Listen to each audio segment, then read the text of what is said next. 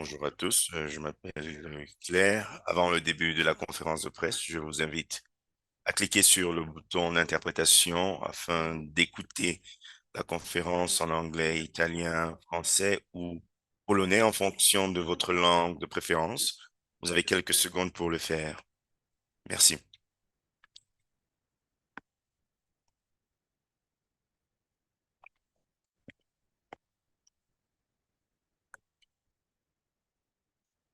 Bienvenue à tous. Merci d'être avec nous. Je vais me présenter. Je m'appelle Claire Rebier. Je suis journaliste indépendante, spécialiste de l'écologie. Et je présente une émission sur la télévision française appelée Laudato Si Generations. Je serai votre modératrice pendant cette conférence. Dites-moi si je parle trop vite et je vais essayer de ralentir. Cette heure sera divisée en trois parties. En premier lieu, nous aurons les membres de l'Alliance européenne Laudato Si et les universités qui vont vous parler des découvertes de l'enquête. Ensuite, je vais donner la parole aux acteurs de l'Église catholique qui prennent part au projet Laudato Si. Et ensuite, il y aura 10 minutes de questions. Donc, je vous invite à ajouter vos questions dans le chat. Vous avez les interprètes pendant la conférence. Si vous êtes journaliste, indiquez pour quelle maison. Et à la fin, nous prendrons des questions.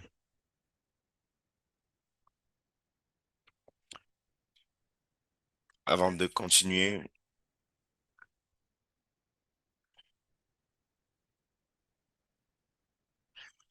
l'enquête Vivre Laudato Si en Europe a été réalisée par LCA. Pour ceux qui ne le savent pas, LCA signifie euh, Alliance européenne Laudato Si. C'est un réseau de 7 organisations catholiques majeures. Chaque année, depuis 7 ans, l'Alliance Laudato Si se réunit pour une journée de réflexion. Et cette journée, c'est aujourd'hui, cette année. Et ils ont souhaité partager les principaux résultats de leur enquête menée en 2023. Alors, je vais vous parler de l'enquête en quelques mots. Alors, à propos de l'enquête, l'objectif principal était de comprendre dans quelle mesure les catholiques européens, ou alors à quel point les catholiques européens s'intéressent à l'écologie. Cette enquête a été menée par un groupe de 5 universités, puis diffusée dans 20 pays européens et traduite en 9 langues. Elle a également été communiquée à plus de 20 conférences épiscopales. Et vous devez savoir que c'est la première fois qu'un travail de cette envergure est publié sur notre continent au sein d'organisations catholiques.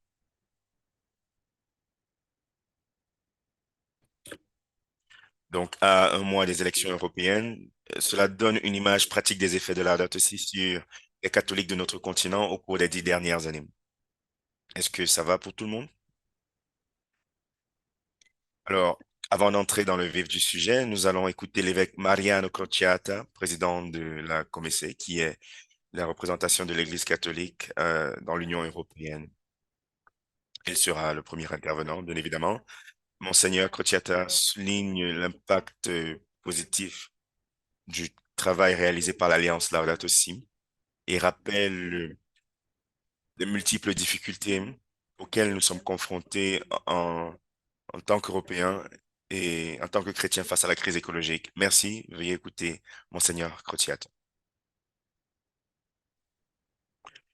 Je suis reconnaissant d'avoir été invité à cet événement qui se penche sur une réflexion autour de l'encyclique Laudato Si du pape François. Je salue les participants et je vous souhaite une activité fructueuse aujourd'hui. La circonstance se prête à un exercice qui nous permet de souligner les impacts positifs de Laudato Si, qui a été accueilli avec appréciation et considération.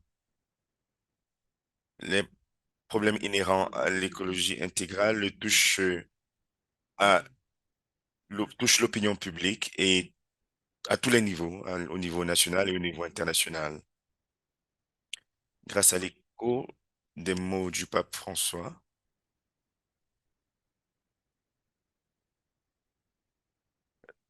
La pollution qui affecte la planète devient un problème qui intéresse le monde entier.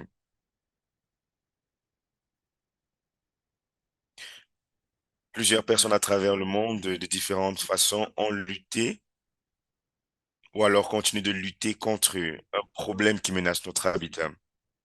Votre réseau, Elsia, pendant les dernières années, pendant les années, pendant les dernières années, ont mené un travail qui ont contribué à sensibiliser les gens sur le sujet. Et un nombre croissant de personnes ont compris que la pollution environnementale est un danger aujourd'hui, mais surtout pour l'avenir. Notre attention doit se focaliser sur une promotion culturelle dans notre société, surtout pour les générations nouvelles. Nous devons être sensibles face à la maturité des individus, face à leur relation avec le monde et avec les autres, et reconnaître que le monde n'est pas à la disposition de tous, mais c'est quelque chose qui mérite respect, acceptation et dialogue. La dialectique entre le donner et le recevoir est la nature des relations entre les êtres humains et le monde tout entier. C'est le concept même de l'écologie intégrale que le pape François développe dans Laudato Si, du paragraphe, euh, du paragraphe 137 au paragraphe 142. L'engagement pour l'éducation et le développement culturel ouvre le champ à l'action sociale. LCA a accepté de travailler à cet effet.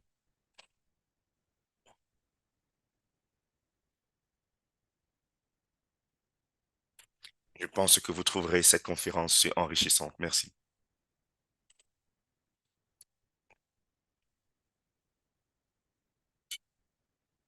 C'était l'intervention de Monseigneur Crociata. Nous allons maintenant écouter Laura Morosini. Merci Laura d'être là. Vous êtes la directrice européenne du mouvement Laudato Si et vous êtes également l'une des 7 membres d'ELSIA.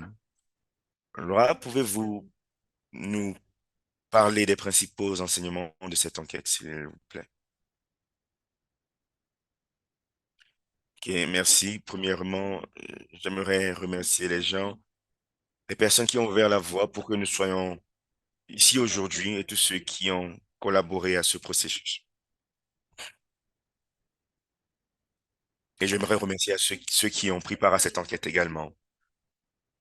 Je veux parler de ceux qui ont pris l'initiative il y a 7 ans et chaque année depuis d'organiser une journée de réflexion européenne Laudato Si pour l'anniversaire, pour célébrer l'anniversaire de l'encyclique Laudato Si qui a été publiée en mai 2015. C'est cette réflexion commune qui a conduit à la création d'une alliance permanente appelée ELSIA, qui a lancé l'enquête que nous découvrons aujourd'hui. C'est une belle réussite de voir que cette organisation unisse leurs efforts autour de l'écologie intégrale. Cela montre comment l'écologie intégrale crée des ponts entre des personnes et des organisations qui ont des objectifs, des styles et des priorités différents. Et c'est l'un des enseignements de cette enquête. Cette alliance, ELSIA, a demandé à 5 universités de l'aider à recueillir des données, ce qui sera expliqué juste après moi par Dr Sylvia Riva. Rappelons que les encycliques sont des lettres adressées à tous les catholiques et, dans ce cas, à toutes les personnes de bonne volonté.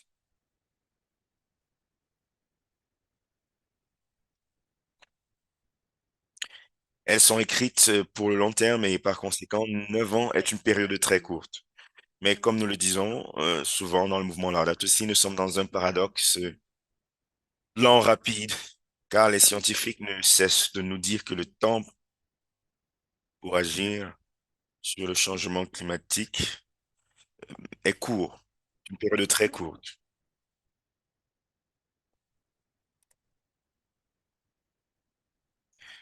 Nous allons maintenant vous présenter certains enseignements que nous avons tirés de l'enquête. Nous allons vous en présenter sept, mais il y en a davantage que vous pourrez consulter après la conférence de presse. Alors, premier enseignement, la date aussi a-t-il eu un impact? C'est une question que nous pourrions nous poser.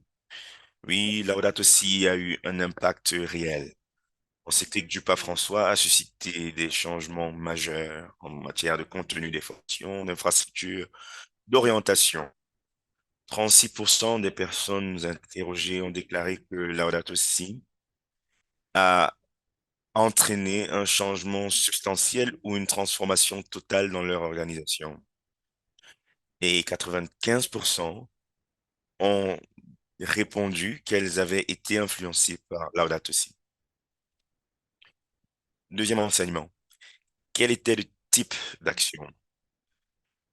L'approche de la plupart des actions était axée sur la communauté et était euh, synodale. L'enquête montre que 60% d'entre elles sont participatives. Par exemple, nous avons plusieurs jardins communautaires ou des jardins Laudato aussi qui ont été créés. Troisième enseignement, avec qui ces actions ont-elles été mises en... Nous avons constaté une collaboration encourageante. Une forte majorité a travaillé avec des groupes confessionnels, comme nous voyons dans la photo, et des groupes non confessionnels. Le ratio était 82%, 81%. Quatrième point, Laudato aussi encourage l'implication des populations locales. Les initiatives sont très souvent menées par des bénévoles. 93% d'entre elles s'appuient sur eux et 37% sont entièrement réalisées par eux. Donc, nous voyons que Laudato aussi n'est pas un processus descendant ou alors quelque chose de bureaucratique, mais c'est largement basé sur les populations locales et dépend des implications croissantes à différents niveaux de décideurs, même sur les questions de désinvestissement des projets liés aux combustibles fossiles, comme vous le voyez à l'écran. Cinquième enseignement. L'action la plus courante chez les personnes interrogées est de célébrer le temps de la création qui a lieu du 1er septembre au 4 octobre chaque année. Et 67% des personnes interrogées agissent de diverses manières, par des célébrations, prières, des actions de plaidoyer, des ateliers. Et cela est un moment spécial qu'ils prennent pour célébrer Dieu le Créateur. Sixième enseignement, nous avons également appris qu'il existe des problèmes de financement. 38% des personnes interrogées ont répondu que les ressources limitées restent un obstacle à la mise en œuvre complète de leurs initiatives Laudato Si. Septième et dernier enseignement, nous avons découvert que l'écologie intégrale est là pour durer. Près de la moitié de ces organisations prévoient de rester engagées ou de se concentrer davantage sur l'écologie intégrale. Je terminerai en citant Laudate Deum, qui est l'exhortation qui a été publiée l'année dernière afin de renforcer le message de Laudato Si. Il faut être honnête et reconnaître que les solutions les plus efficaces ne viendront pas des seuls efforts individuels, mais surtout de décisions politiques majeures au niveau national et international. Merci.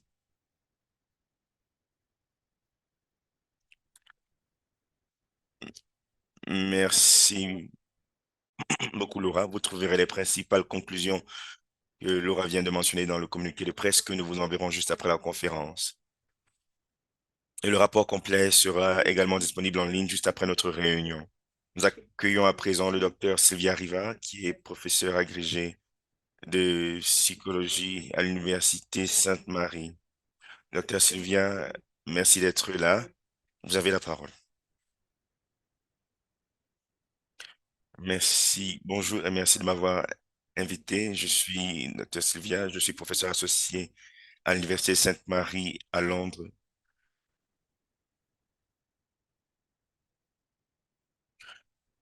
Je vais vous parler de la stratégie que nous avons utilisée pour notre enquête. Cette présentation va vous présenter le contexte de cette recherche. On va vous parler de comment elle a été développée, l'analyse des données et les appréciations. Cette initiative visait à avoir une enquête approfondie pour comprendre l'impact de la Laudato Si en Europe et comprendre les activités liées à Laudato Si. Donc, nous avons collaboré afin de développer une enquête qui allait présenter les activités autour de Laudato Si. Et après avoir évalué plusieurs propositions, a choisi un consortium d'universités qui allait mener l'enquête. Et euh, ces universités, et à la tête de ces universités, nous, on avait l'université de Sainte-Marie. Alors, quelles sont les étapes que nous avons suivies pour développer notre enquête? En premier lieu, LCIAM, c'est- LCA a développé les questions. Une fois qu'on s'est mis d'accord sur les questions, nous les avons mis en ligne sur la plateforme Qualtrics. C'est une plateforme qui est abritée par le Centre d'études et de sondage et des opinions de l'Université catholique portugaise. Une fois que les questions ont été mises en ligne, nous avons procédé à la phase pilote. Et après avoir évalué les résultats de la phase pilote, et après avoir fait des ajustements, nous avons contacté la commission afin de commencer la diffusion de l'enquête à travers l'Europe. Et c'était la dernière étape avant le déploiement de l'enquête. L'enquête a été diffusée à travers 20 pays européens et elle a été traduite en 9 langues. Et c'était une étape clé, car ça va nous permettre de toucher autant de personnes que possible.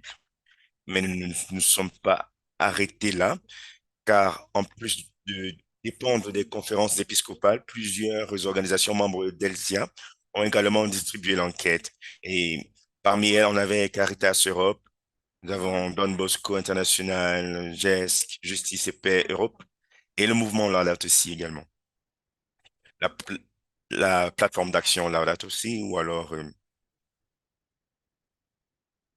PALS, a été très efficace en matière de recrutement et en matière d'accès direct aux organisations déjà enregistrées sur la plateforme.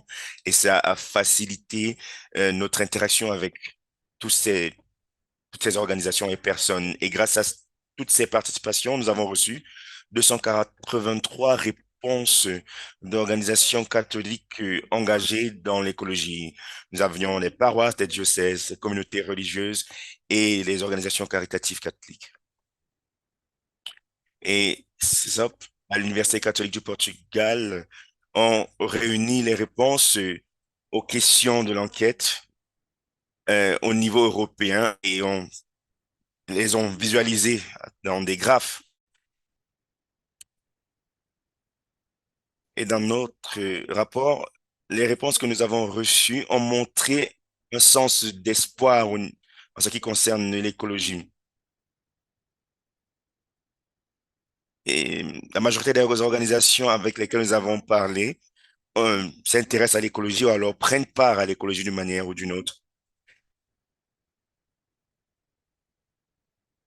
Et Laura Morosoni l'a dit plus tôt, la plupart des personnes interrogées ont montré leur intérêt en ce qui concerne le volontariat. Et donc, le volontariat constitue la base même du travail et des actions qui ont été menées dans le cadre de l'art aussi. Plusieurs acteurs ont montré leur intérêt euh, à mieux apprendre au sujet du travail autour de l'art aussi en Europe et veulent répliquer ces actions dans leur environnement.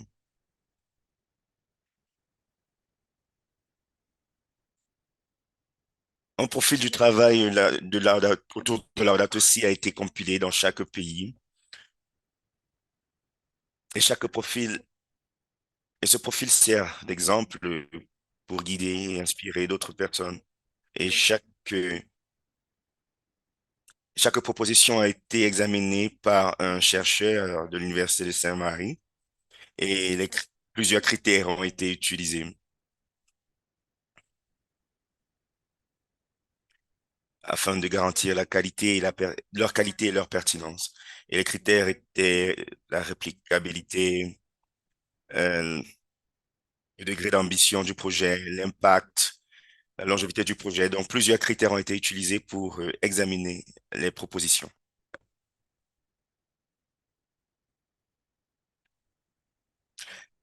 Et sur un, sur un plan social, un plan psychologique, vu que je suis psychologue, ce projet représente une réalisation majeure en ce qui concerne la résilience communautaire et l'action collective.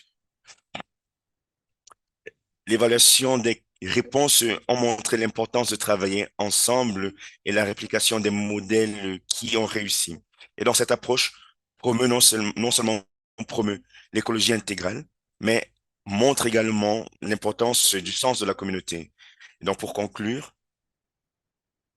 ce projet illustre l'impact fort que le travail en solidarité a.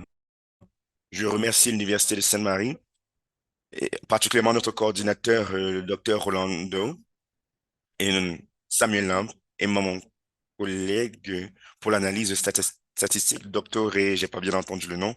Merci. Merci Sylvia pour votre intervention. Merci d'avoir expliqué cette méthodologie, c'était très intéressant.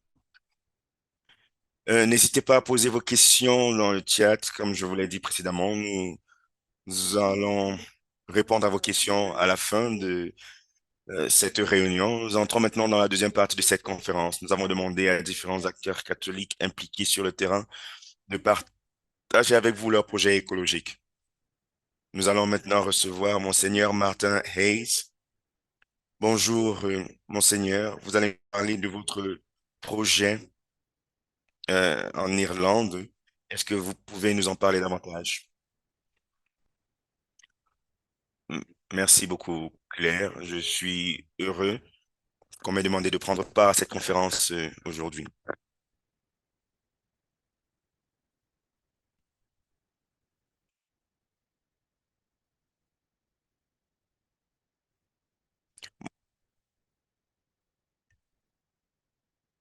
Ma présentation se focalise sur l'extinction des espèces, ce qui affecte la biodiversité. Je vais vous parler des difficultés que nous avons rencontrées au niveau des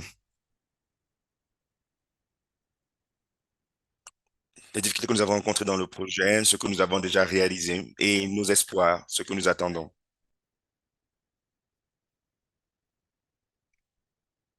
Les études scientifiques montrent qu'il y a plusieurs espèces qui sont en train de disparaître.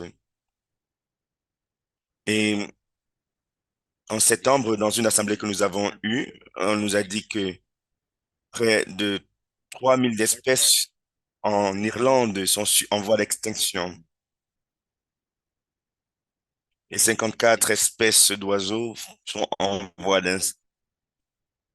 d'extinction.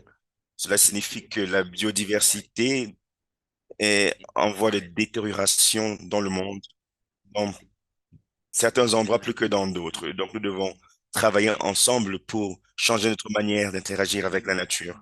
Bien évidemment, nous devons transformer nos, transformer Nous devons avoir des transformations au niveau économique, social et politique si nous voulons garantir la sauvegarde de nos écosystèmes. À la COP 15 sur la biodiversité, les délégués ont adopté l'accord de Montréal sur la protection de 30% de nos terres d'ici 2030.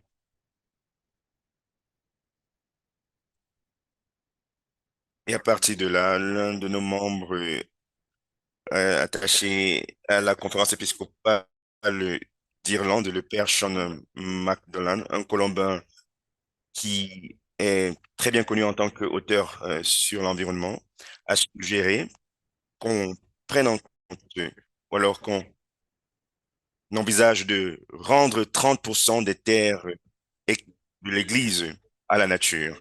Et nous avons invité les paroisses à le faire.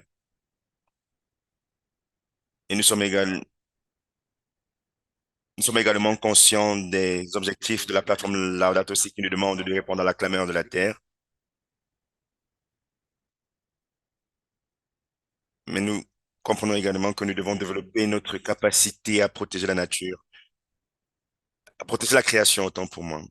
Et dans Laudato Si, nous pouvons également lire que les espèces ont une valeur intrinsèque au-delà de leur utilité. Chaque création de Dieu est bonne et admirable pour ce qu'elle est.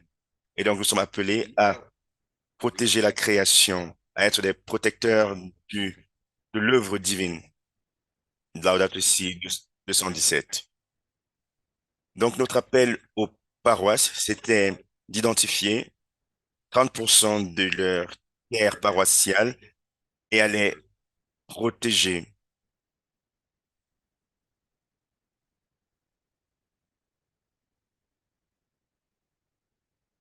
Nous avons offert à ces paroisses deux ressources. La première ressource était le plan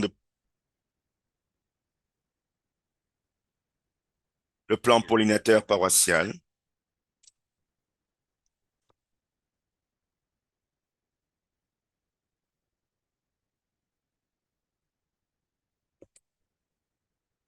Nous avions également une autre ressource qui s'appelait Jardinage pour la biodiversité. C'est un livret qui illustre les manières dont les gens peuvent encourager ou alors aider la biodiversité dans leur propre maison, dans leur propre paroisse. Nous avons également deux autres ressources, un livre intitulé, j'ai pas entendu le titre, c'est un livre produit par par l'organisation jésuite Faith and Justice en Irlande. Il y a également un livret de Stockholm Environmental Institute et par le Dicaster du développement humain intégral intitulé Notre maison commune, un guide pour la protection de notre planète vivante. A Guide for Caring for Our Living Planet en anglais. Et sur le site internet de la conférence épiscopale irlandaise, les ressources sont mises en ligne et nous avons également exposé les étapes que les paroisses peuvent suivre dans cette initiative.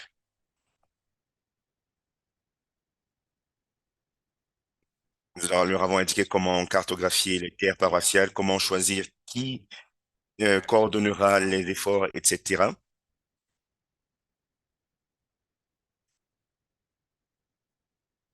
Nous avons essayé de contacter les animateurs Laudato Si en Irlande et essayer d'interagir avec les experts locaux. Nous avons demandé aux gens de dresser des pancartes,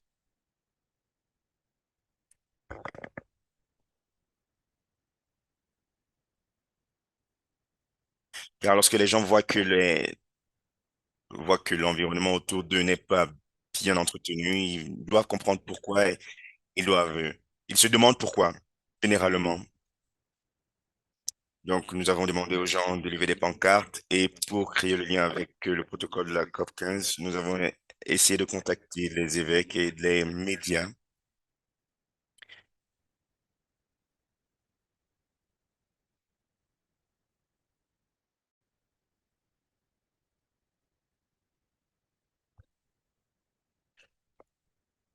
Au niveau national, nous avons également contacté le ministre de l'Environnement qui, qui connaît très bien Laudato Si et Laudate Deum. Et nous sommes mis d'accord sur une stratégie d'interaction avec les groupes confessionnels locaux.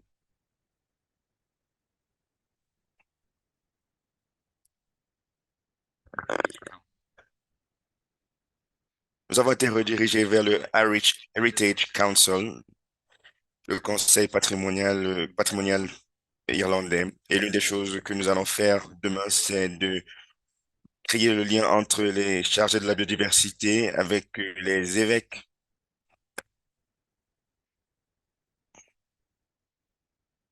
afin d'appuyer ce projet.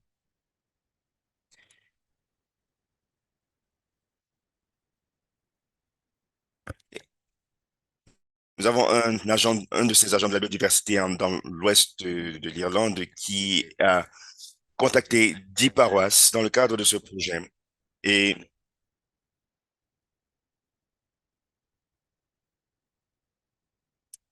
et nous vous avons envoyé des informations à ce sujet déjà.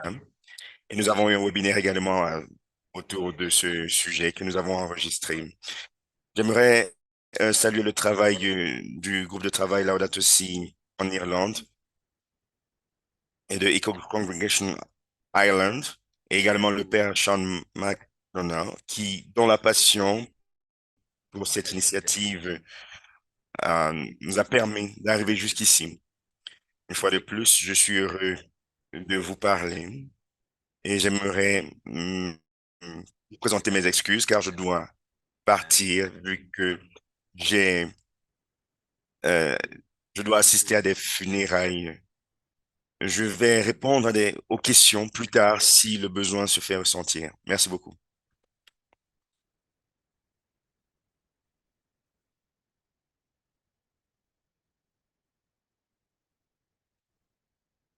Merci beaucoup, Monseigneur. Merci d'être avec nous. Monseigneur doit se déconnecter, mais il va répondre à vos questions plus tard. Donc, n'hésitez pas à ajouter vos questions dans le chat. Nous allons maintenant passer la parole à Monseigneur de Moulin-Beaufort, qui est le président de la Conférence épiscopale de France. Il est également le président d'Église verte, une organisation française, et il est également évêque de Reims. À vous la parole.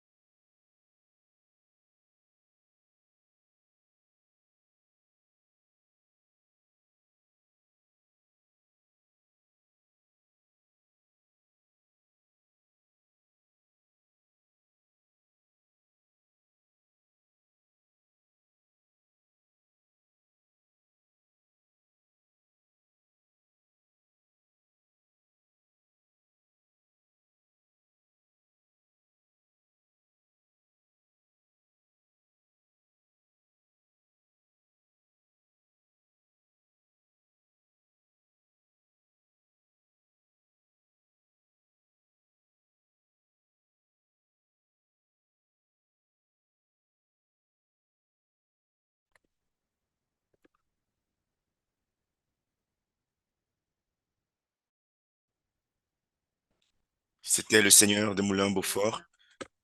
Euh, on nous a dit que vous n'arriviez pas à poser vos questions dans le chat. C'est maintenant possible. Nous avons maintenant deux intervenants après lesquels nous allons prendre les questions. Nous allons écouter la sœur Agustina Bindam, qui nous vient de Pologne. Elle va nous donner un personnel écologique qui s'est produite au sein de sa communauté ces dernières années.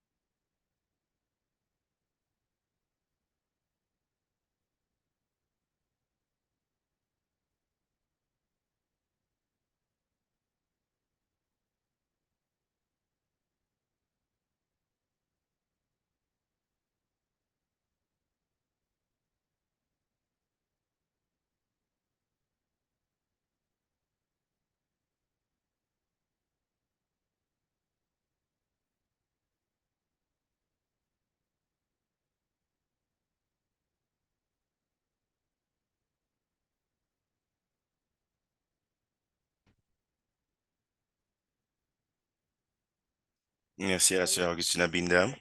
Désolé pour le manque d'interprétation. Nous allons maintenant passer à Monseigneur Anthony Akpo, qui travaille au Vatican pour le dicaster pour la promotion du développement humain intégral, en tant que secrétaire.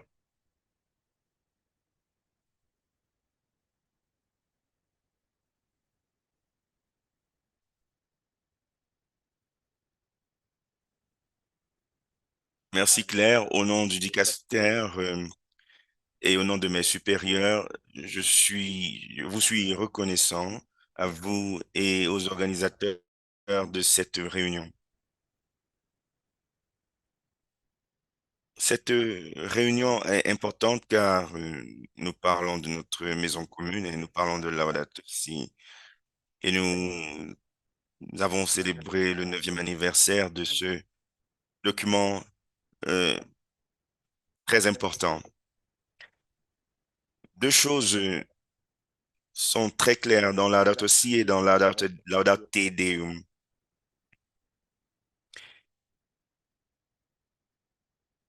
Le Saint-Père,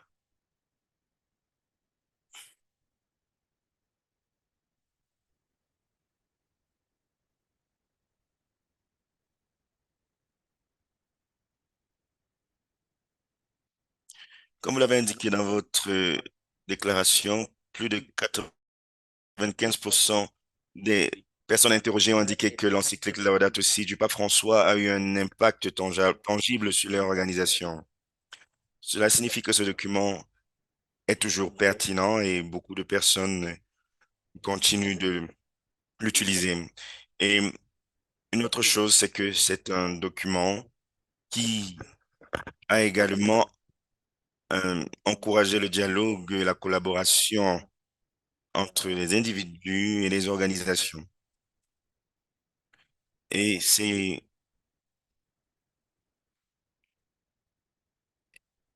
quelque chose qui fait plaisir à voir. Et c'est quelque chose qui est démontré dans votre enquête. Euh, Cette enquête qui a permis de continuer ce dialogue, cette participation, cette interaction, cette collaboration, cette rencontre que ce document encourage. Et hum, notre dicaster vous est très reconnaissant pour le travail que vous avez accompli et pour la contribution que vous apportez en ce qui concerne de l'approfondissement des connaissances des uns et des autres. Donc, ce n'est pas anodin en ce qui concerne la protection de notre maison commune, car vous permettez aux gens d'approfondir leurs connaissances en ce qui concerne au sujet de ce que cela signifie d'être un chrétien conscient de la protection de notre maison commune. Donc, ce n'est pas quelque chose d'anodin. Nous avons la responsabilité de notre maison commune que nous partageons avec d'autres personnes et d'autres créatures. Donc, je vous suis profondément reconnaissant au nom de notre dicaster qui vous salue pour le travail que vous avez accompli et que vous continuez d'accomplir dans ce travail synodal qui permet aux uns et aux autres de travailler, de réfléchir ensemble au sujet de notre maison commune et nous espérons que cela portera des fruits pour notre famille humaine tout entière, pas seulement pour l'Église catholique. Je vous remercie et soyez bénis.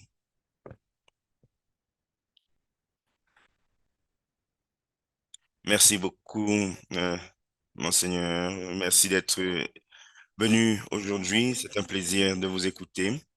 Nous allons maintenant passer à la dernière partie de notre conférence. Je vois que plusieurs d'entre vous ont plusieurs questions en différentes langues et nous allons essayer de traduire chaque question. Nous avons pratiquement à peine 10 minutes restantes. Nous allons choisir les questions et répondre en fonction. Nous avons là une question en français que je vais lire en français et le traducteur va traduire en anglais.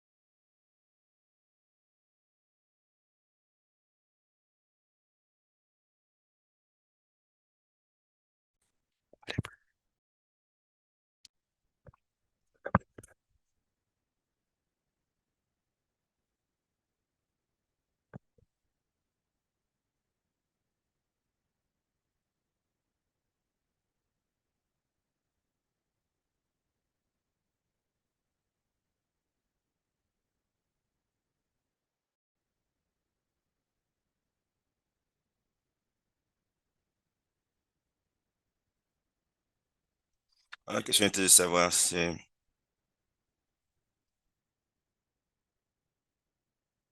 comment est-ce que la date aussi pourrait aider à venir à la neutralité carbone. Alors, j'aimerais dire que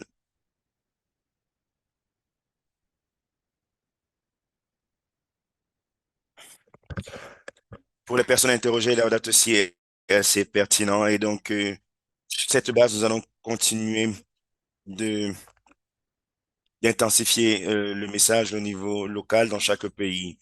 Et j'ajouterais que euh,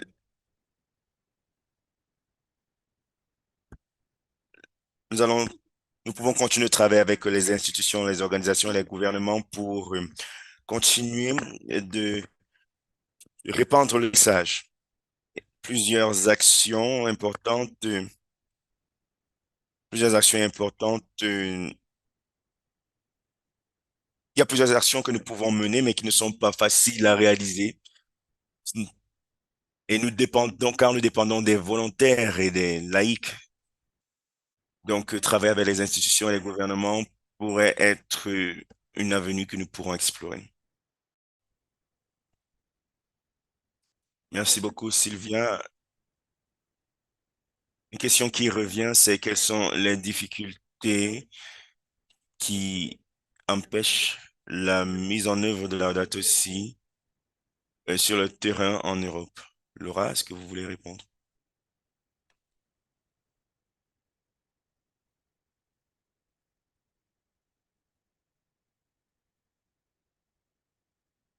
Est-ce que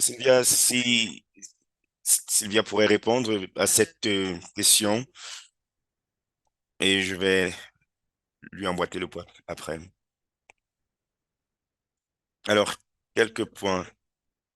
L'un des points, les personnes dont nous dépendons pour réaliser ces actions, c'est bien d'avoir des volontaires. Ça présente des opportunités que nous pouvons exploiter, mais nous ne pouvons pas seulement dépendre de volontaires. Nous avons besoin d'une approche organisationnelle plus structurée, un plan structuré pour nos activités. Alors ça, c'est d'un. De deux, vu que nous dépendons de volontaires, nous devons prendre en compte l'aspect financier. Il est difficile de mettre en œuvre des actions sans une structure qui sous-tend euh, notre vision. Mais c'est quelque chose que nous pouvons voir dans notre vie de tous les jours.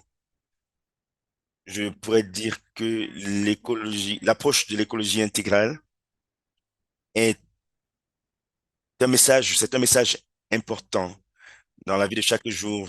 Des gens essayent de mettre en œuvre ces actions, mais ne le peuvent pas, car ils ne jouissent pas de soutien ou de moyens financiers qui leur permettent de faire cela.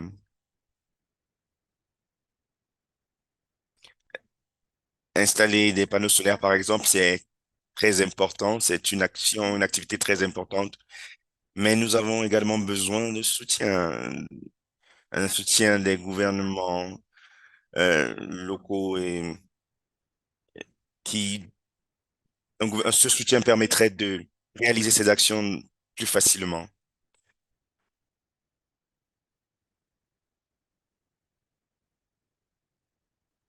Nous devons faire cadrer l'importance du message de l'écologie intégrale. Nous devons le rendre disponible. Nous devons le faire parvenir à tout le monde afin de réaliser ces changements.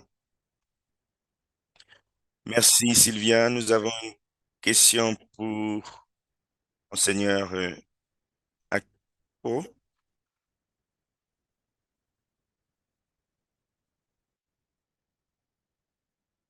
Il est temps que, il est temps que nous battions campagne pour que les principes de la date aussi soient inclus dans le droit canonique. Qu'est-ce que vous en pensez?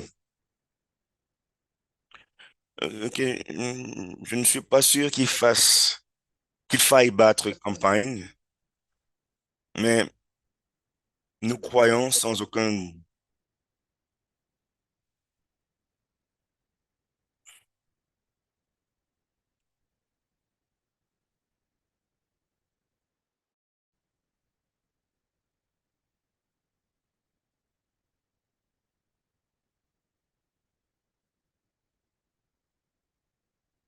Il est très clair que c'est important que les principes de la date aussi sont vraiment clairs et nous pourrions donner des directives aux conférences épiscopales en ce qui concerne des ressources et des supports qu'ils pourraient utiliser dans la construction de leurs cathédrales et des paroisses dans les diocèses et les archidiocèses afin de réduire leur empreinte carbone.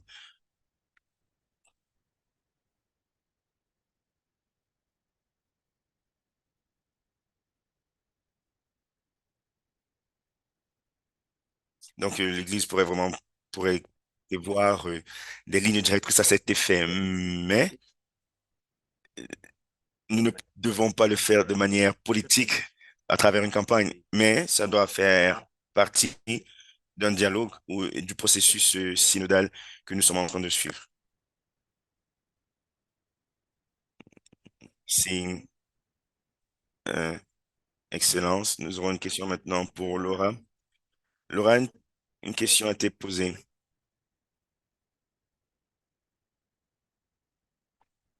Les déchets organiques sont un sujet critique en en Union européenne.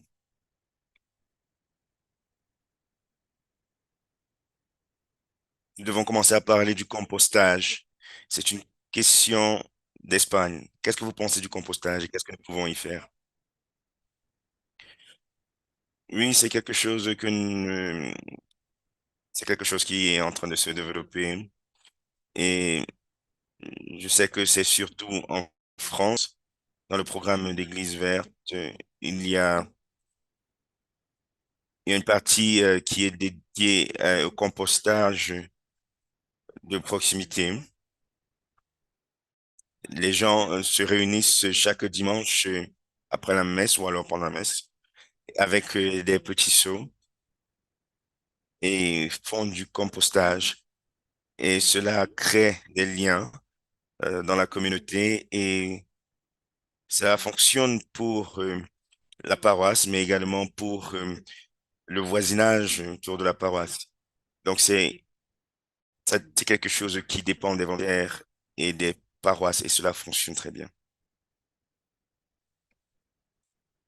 Merci Laura, nous touchons maintenant à la fin de notre conférence. Merci d'être venu. Nous allons vous envoyer le communiqué de presse par email et vous allez également recevoir cette conférence, dans ce communiqué de presse, vous aurez les contacts des personnes à contacter. Donc, n'hésitez pas à les contacter. Merci d'être venu.